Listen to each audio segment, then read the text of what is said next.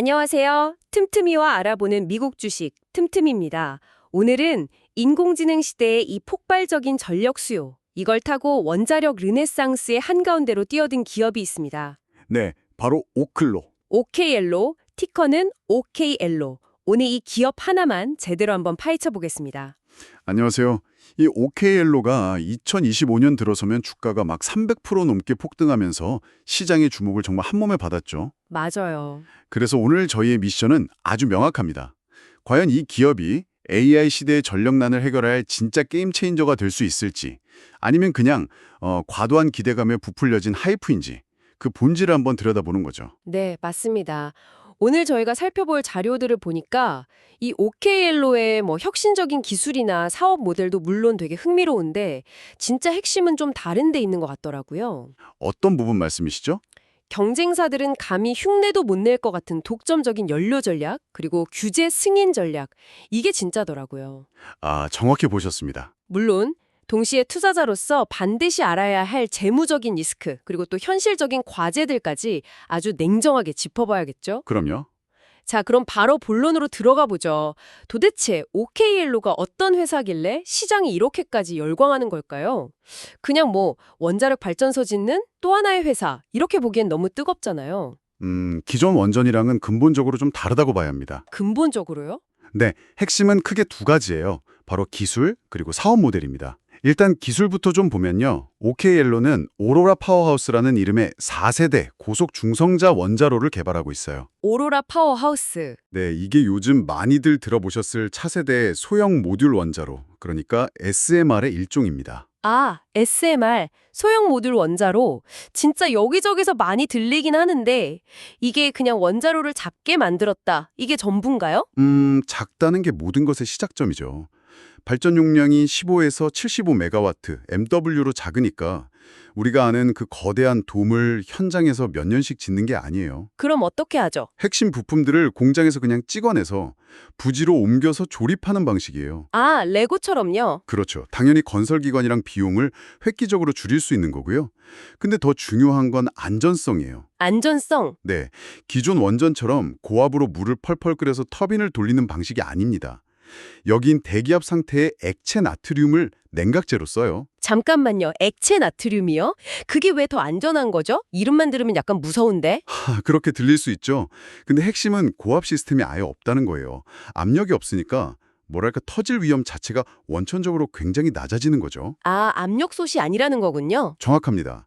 그리고 한 번 연료를 넣으면 최대 10년까지 재충전 없이 계속 돌릴 수 있다는 장점도 있고요. 와, 더 작고, 더 싸고, 더 안전하고, 심지어 더 오래 간다. 듣기만 해도 좋은데요. 근데 이런 차세대 기술이라는 게 항상 양날의 검이잖아요. 완전히 새로운 기술이면 이거 상용화까지 검증하는 데면 한 세월일 텐데 그 리스크는 어떻게 봐야 할까요? 아, 정말 정확한 지적이세요. 그런데 바로 그 지점에서 이 OKLO의 진짜 강점이 드러나요. 어떤 강점이요? 이 기술이 하늘에서 뚝 떨어진 게 아니거든요. 이미 미국에서 30년간 성공적으로 운영됐던 실험용 증식로 2호, EBR-2라고 불리는 원자로가 있어요. 그 기술을 계승하고 발전시킨 겁니다. EBR2요? 네. 전 세계적으로 비슷한 유형의 원자로 운전 경험을 다 합치면 400 원자로 년이 넘어요. 그러니까 이미 검증된 기술이라는 거죠. 잠시만요. 그 EBR2라는 게 되게 중요한 포인트 같네요. 30년이나 성공적으로 운영이 됐다면 왜 그 기술이 지금까지 상용화되지 않고 있다가 이제 와서야 OKL로를 통해 주목받는 건가요? 그동안 뭐가 문제였던 거죠? 좋은 질문입니다. 과거에는요, 이런 소형 원자로가 대형 원전에 비해서 경제성이 떨어진다고 봤어요. 전기는 무조건 크고 많이 만드는 게 싸다. 이런 생각이 지배적이었으니까요. 아, 규모의 경제. 그렇죠. 하지만 지금은 시대가 완전히 바뀌었잖아요. AI 데이터 센터처럼 특정 장소에서 그것도 24시간 안정적으로 막대한 전력을 필요로 하는 수요가 폭발적으로 늘어났으니까요. 그렇죠. 이제는 중앙 집중형이 아니라 분산형 전원이 훨씬 더 중요해진 거예요. OKLO는 바로 그 변화의 흐름을 정확히 읽고 검증된 기술을 다시 꺼내든 거죠. 아하, 그러니까 타이밍이 정말 기가 막혔다는 거네요. 기술은 이미 검증이 끝났는데 세상이 이제야 이 기술을 필요로 하게 된 거고요. 바로 그겁니다. 알겠습니다. 그럼 이 멋진 기술을 가지고 돈은 어떻게 벌겠다는 건가요? 단순히 원자로를 만들어서 전력회사에 파는 게 아니라고 들었는데 이게 바로 두 번째 핵심 사업 모델이겠군요. 맞습니다. OK 옐로우는 원자로를 파는 회사가 아니에요. 건설, 소유, 운용, 즉 build, own, operate 모델을 채택했어요. 건설, 소유, 운영. 네. OK 옐로우가 직접 발전소를 짓고 소유하고 운영까지 전부 다 책임지는 겁니다. 그럼 그렇게 생산된 전기는 누가 사가는 거고요? 데이터 센터, 군부대, 아니면 대규모 산업시설 같은 최종 고객에게 직접 팝니다. 장기 전력 구매 계약, PPA를 통해서요. 아, 그거네요. 발전소를 팔아서 한 번에 큰 돈을 버는 게 아니라 직접 운영하면서 매달 전기 요금을 받는 일종의 원자력 구독 서비스 같은 거군요. 와, 완벽한 비유입니다. 정확해요. 마치 우리가 넷플릭스를 구독하는 것처럼 OKLO는 안정적이고 반복적인 수익을 계속 창출할 수 있는 구조죠. 고객 입장에서도 좋겠네요. 그럼요. 고객 입장에서도 발전소 짓는 데 드는 그 수조 원의 초기 투자 부담이 없으니까요. 필요한 전력을 안정적으로 공급받을 수 있으니 서로 윈윈인 셈이죠. 와, 여기까지 들어보면 정말 그림이 너무 좋은데요. 그런데 이런 원자력 사업에서 가장 큰 벽, 진짜 가장 큰 허들이 바로 규제잖아요. 그렇죠. 아무리 기술이 좋아도 정부 허가받는데 10년씩 걸려버리면 아무 소용이 없는데 이 부분에서 OKLO가 거의 뭐 치트키를 썼다고 하더라고요. 네, 그게 이 회사의 가장 강력한 경쟁 우위라고 할 수 있습니다. 전통적으로 모든 상업용 원자로는 원자력규제위원회, NRC라고 하죠. NRC. 네, 이 NRC의 엄청나게 까다롭고 긴 라이센스 절차를 통과해야만 첫 삽을 틀 수 있었어요. 그런데 OKLO는 이걸 건너뛴 건가요? 건너뛰었다기보다는 다른 길을 택한 거죠. 첫 번째 오로라 발전소가 들어설 곳이 아이다호 국립연구소, INL 부지인데요. 여기에서 해서 NRC가 아닌 미국 에너지부, DOE의 파일럿 프로그램 승인 경로를 활용했습니다. 잠깐만요. NRC가 아니라 DOE 승인이라 그게 약간 편법이나 허점처럼 들리기도 하는데요. 나중에 상업 운전할 때 문제가 되지는 않나요? 투자자나 고객들이 이거 정식 허가 맞아? 라고 생각할 수도 있잖아요. 충분히 가질 수 있는 의문이요. 하지만 이건 편법이 아니라 DOE의 감독하에 발전소 건설을 먼저 시작하면서 동시에 NRC의 최종 상업 운행 허가 절차를 병행할 수 있게 해주는 제도입니다. 병행이요? 네, 안전심사를 건너뛰는 게 절대 아니고요. 허가 절차와 건설을 동시에 진행해서 시간을 단축하는 개념이죠. 아하, 그러니까 허가 나올 때까지 몇 년이고 그냥 손 놓고 기다리는 게 아니라 일단 공사는 시작하면서 서류 작업을 동시에 진행해서 시간을 버는 전략이군요. 바로 그겁니다. 그 결과 수년간의 대기 시간 없이 바로 착공에 들어갔고요. 실제로 2025년 10월 27일에 이미 아이다호 부지에서 기공식을 가졌어요. 와, 벌써요? 네, 이게 바로 다른 SMR 경쟁사들이 감히 따라올 수 없는 규제 리스크와 사업 지원 가능성을 극적으로 낮춘 신의 한 수로 평가받는 이유입니다. 알겠습니다. 규제라는 가장 큰 산을 넘었네요. 그럼 이제 다음 문제는 연료죠. 자동차에 기름이 없으면 못 가는 것처럼 원전도 연료가 없으면 그냥 고철 덩어리잖아요. 그렇죠. 특히 요즘 이런 차세대 원자로의 핵심 연료인 고순도 전응축 우라늄, HALU라고 하죠. 이 HALU 공급망이 거의 러시아에 종속되어 있어서 심각한 문제라고 들었거든요. OKLO는 이 문제는 어떻게 해결하고 있나요? 그 점이 바로 OKLO의 두 번째 승부수입니다. 다각화된 연료 전략으로 이 문제를 정면 돌파하고 있거든요. 단기 전략이랑 장기 전략이 있는데 특히 단기 전략이 정말 게임 체인저 수준이에요. 뭔데요? 정부가 비축해둔 연료를 쓰는 겁니다. 정부 연료요? 네, DOE가 보유하고 있던 그 EBR2의 사용 후 핵연료도 쓰지만 진짜 핵심은 따로 있어요. 군사용으로 비축했던 플루토늄을 상업용 원전 연료로 전환해서 공급받게 된 겁니다. 플루토늄이요? 와, 솔직히 좀 무섭게 들리는데요. 핵무기 원료라는 인식이 너무 강한데 이걸 상업용 원전에 쓴다는 것에 대해서 뭐 대중의 저항이나 정치적인 리스크는 없을까요? 물론 그런 우려가 있을 수 있죠. 하지만 이건 핵무기를 만드는 그 플루토늄을 그대로 쓰는 게 아니라 이걸 우라늄과 섞어서 혼합 산화물 연료, MOX 연료라는 안전한 형태로 만들어서 쓰는 거예요. 아, 다른 형태로. 네, 이미 프랑스나 일본 같은 나라에서는 수십 년간 사용해온 검증된 기술이고요. OKLO 입장에서는 HLEU 상용 생산에 본격화되기 전까지의 그 연료 공백을 완벽하게 메워주는 브릿지 연료를 정부로부터 안정적으로 확보한 셈이죠. 와, 정부가 제공하기로 한 플루토늄 20톤은요, 오로라 원자로 약 10개에서 순기를 돌릴 수 있는 180톤의 연료로 변환될 수 있어요.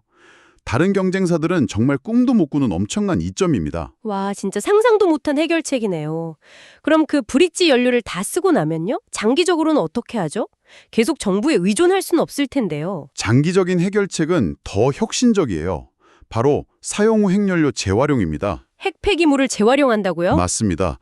OKL로는 테네시주 오크리지에 16억 8천만 달러를 투자해서 민간 최초의 핵연료 재활용 시설을 짓겠다고 발표했어요. 와, 우리가 흔히 핵폐기물이라고 부르는 그 사용 후 핵연료에 사실은 약 95%의 에너지가 그대로 남아있거든요. 95%나요? 네. OKL로는 여기서 에너지원을 다시 추출해서 새로운 연료로 만드는 기술을 가지고 있는 거죠. 세상에. 그게 정말 현실이 된다면 골칫거리인 핵폐기물 문제랑 미래의 연료 수급 문제를 그냥 동시에 해결하는 거잖아요. 그렇죠. 거기다 자기들이 직접 재활용 시설까지 짓는다는 건 완벽한 수직 계열화를 이루겠다는 뜻이네요. 정확합니다. 장기적으로 연료를 자체 조달하면서 비용을 최대 80%까지 절감할 수 있게 되는 거죠. 연료의 생산부터 사용 그리고 재활용까지 모든 과정을 OKLO가 통제하게 되는 완벽한 에너지 독립을 꿈꾸는 겁니다. 와, 제가 지금 너무 흥분한 것 같은데 이럴 때일수록 정신을 바짝 차려야죠. 이야기만 들어보면 정말 완벽한데 주식 투자는 현실이니까요. 이제 좀 찬물을 끼얹어 주실 시간입니다. 이렇게 장밋빛 전망만 가득할 리는 없잖아요.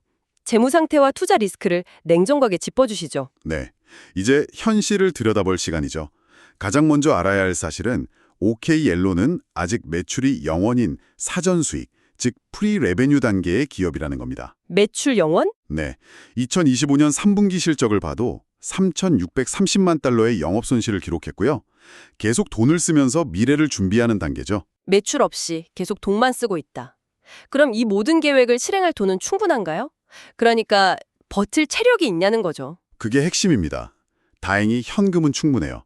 2025년에 여러 차례 증자를 통해서 현재 약 12억 달러, 우리 돈으로 약 1조 6천억 원의 현금 및 시장성 증권을 보유하고 있습니다. 12억 달러? 네, 회사 측은 이 자금으로 첫 번째 원자로가 가동될 때까지 충분히 운영이 가능하다고 보고 있어요. 그런데 그 12억 달러가 하늘에서 떨어진 게 아니잖아요. 증자를 통해 확보했다는 건 결국 주식을 새로 타렸다는 뜻이죠. 맞습니다. 이게 바로 그 무서운 희석, 딜루션 문제로 이어지는 거 아닌가요? 정확히 보셨어요. 그게 투자자들이 가장 경계해야 할 리스크 중 하나입니다. OKL로는 운용자금과 건설 비용을 주식 발행, 즉 ATM 프로그램을 통해서 조달하는 비중이 아주 높아요. ATM 프로그램이요? 네, 회사가 돈이 필요할 때마다 시장에 주식을 새로 내다 파는 거죠. 이건 기존 주주들의 지분 가치가 계속해서 희석될 수 있다는 걸 의미합니다. 그렇죠. 내가 가진 주식의 가치가 계속 물타게 될 수 있다는 거네요. 그럼 주가 자체에 대한 리스크는 어떻게 봐야 할까요? 당연히 높은 밸류에이션이 가장 큰 부담이죠. 너무 많이 올랐다. 네. 아직 매출이 없는 회사의 주가가 단기간에 300% 이상 폭등했잖아요. 이건 미래의 성공에 대한 기대치가 주가에 이미 과도하게 반영되어 있다는 뜻일 수 있어요. 작은 악재 하나, 예를 들어서 건설이 조금 지연된다는 소식만 나와도 주가가 크게 흔들릴 수 있다는 거죠. 마지막으로 이 모든 계획이 과연 차질 없이 진행될 수 있을까 하는 근본적인 실행 리스크도 빼놓을 수 없겠네요. 맞아요. 역사적으로 보면 최초의 원자로 건설 프로젝트는 거의 예외 없이 예상보다 지연되거나 예산을 초과했어요. OKL로가 2027년 말 가동 목표를 정말 칼같이 맞출 수 있을지는 아무도 장담 못합니다. 이건 여전히 지켜봐야 할 가장 큰 불확실성이죠. 또 의료용 동위원소를 생산하겠다고 인수한 자회사 아토믹 알케미가 2026년 중반부터 첫 매출을 발생시킬 거라고 기대는 하고 있지만 이건 역시 계획대로 진행될지는 미지수고요. 자, 그럼 한번 정리를 해보죠. OKLO는 검증된 기술을 기반으로 한 소형 원자로, 그리고 안정적인 부독형 비즈니스 모델을 가지고 있어요. 그리고 무엇보다 DOE 승인이라는 규제 단축, 치트키와 플루토늄과 핵연료 재활용으로 이어지는 독보적인 연료 전략. 이걸 통해서 AI 시대가 요구하는 막대한 전력 수요에 가장 빠르게 대응할 수 있는 잠재력을 가진 기업인 건 분명해 보입니다. 그렇죠. 하지만 동시에 아직 매출이 0원이라는 점, 그로 인해 계속될 수밖에 없는 주식 희석의 위험, 이미 너무 높아져 버린 밸류에이션 부담, 그리고 첫 상업 프로젝트라는 본질적인 실행 리스크, 이런 현실적인 과제 또한 아주 명확합니다. 잠재력과 리스크가 이렇게 극명하게 공존하는 주식도 참 드물죠. 자, 청취자 여러분은 OK에로의 미래를 어떻게 보시나요? 이 기업은 원자력 산업의 낡은 규칙을 깨고 새로운 시대를 여는 혁신 기업이 될까요? 아니면 원대한 꿈을 향해 나아가다 현실의 벽에 부딪히게 될까요?